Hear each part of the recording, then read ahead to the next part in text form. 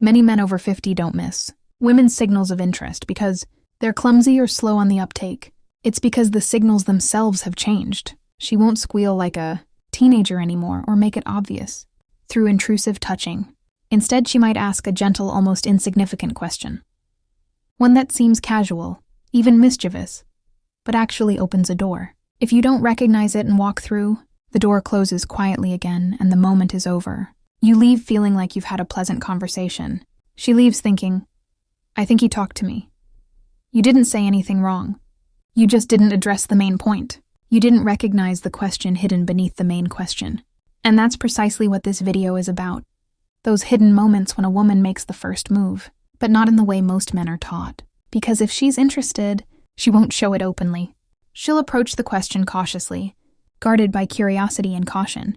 But let's start with one of the most common, yet simultaneously most incomprehensible and difficult to understand questions a woman asks when she's interested. How old are you really? At first glance, this might seem pointless, even strange.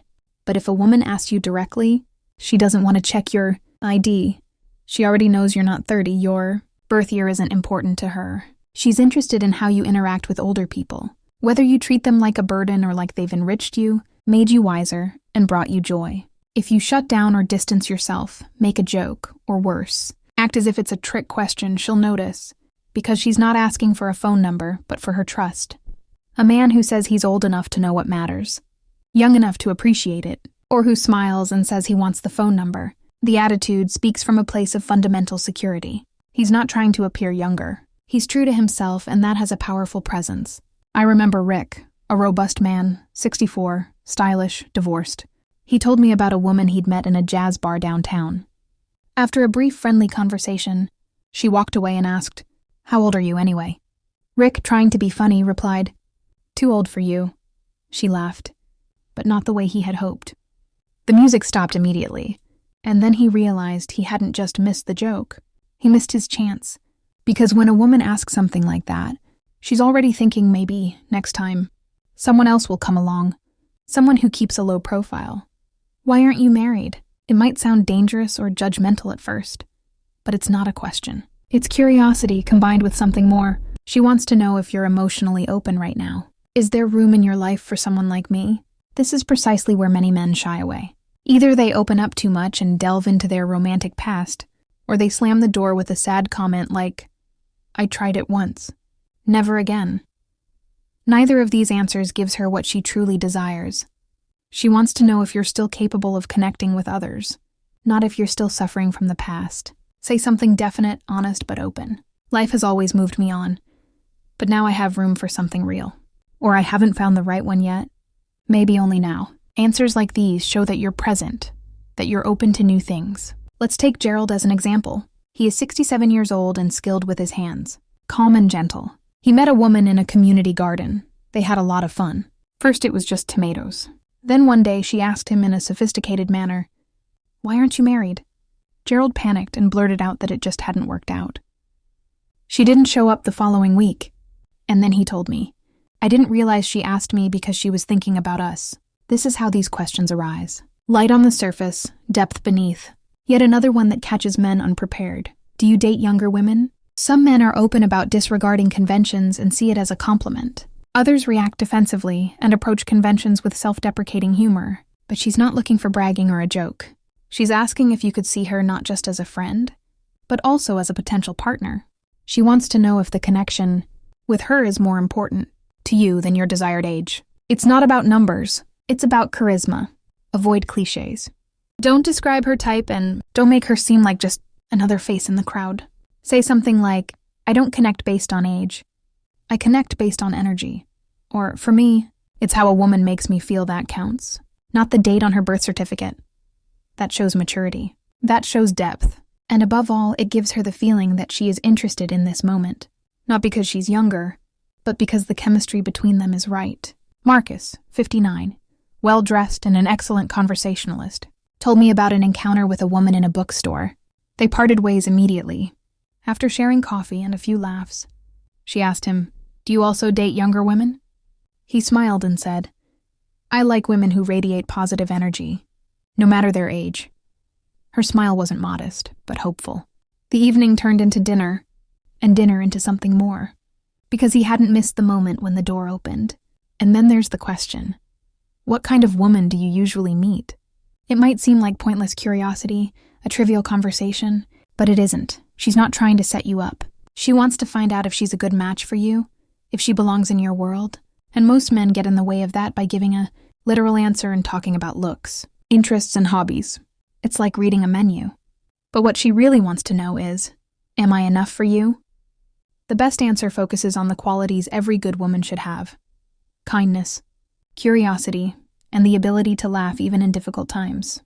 When she hears that, she doesn't just compare herself, but also considers how it might fit into her life. I remember Elliot, 62 years old, a former athlete. A woman he had met during a volunteer assignment asked him exactly that question. Without thinking, he said, "Someone who creates a peaceful atmosphere simply by being there." She replied, "I was hoping I'd be your type." And she meant it. Now let's talk about charm. She smiled at you and asked, "Are you always this charming?" That's funny, almost cheeky, but don't let your charm alone fool you. This is one of those rare moments when the attraction between you is fully present and undivided. She's not just giving you a compliment.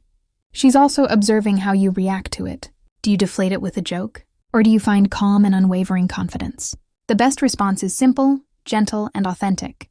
Try it. Only when I'm with someone who awakens that in me, or I save it for special moments. That's the answer that keeps the door open, gently but firmly. It signals that you're present, that you perceive her, and that you're not afraid of a little emotional intimacy. Alan, 68, told me about a dinner party where a woman walked away and asked him the same thing. He replied, "It depends. Are you always this curious?" She looked at him continuously all evening. This question might surprise you. Why don't you have a girlfriend? It might sound casual, but it's one of the most revealing questions a woman can ask. She's not just making small talk.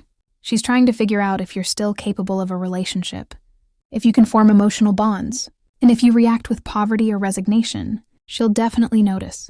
Respond instead with openness and confidence. Say something like, "I've been taking my time, but I'm open to surprises."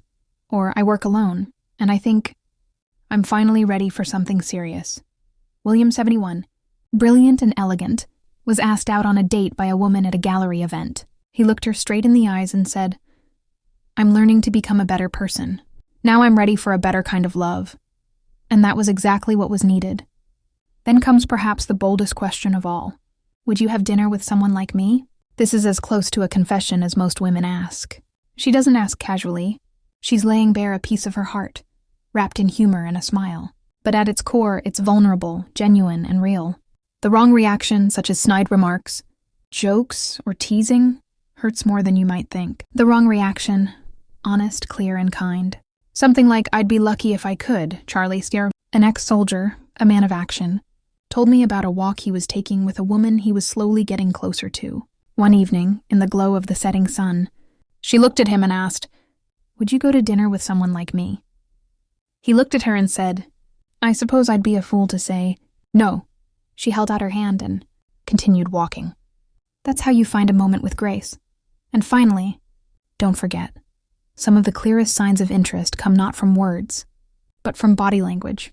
Her posture, her gaze, a gentle touch on her arm, her laughter, a moment of playful fooling around that lasted too long. These aren't coincidences, these are signs. Subtle but real. Daniel, 70 years old, told me about a woman in his film club. She always sat closer to him and touched his hand during playful encounters. He didn't think anything of it until she stopped. And as that warm, calm feeling subsided, he finally understood. She had been waiting for him to notice, but the moment had passed.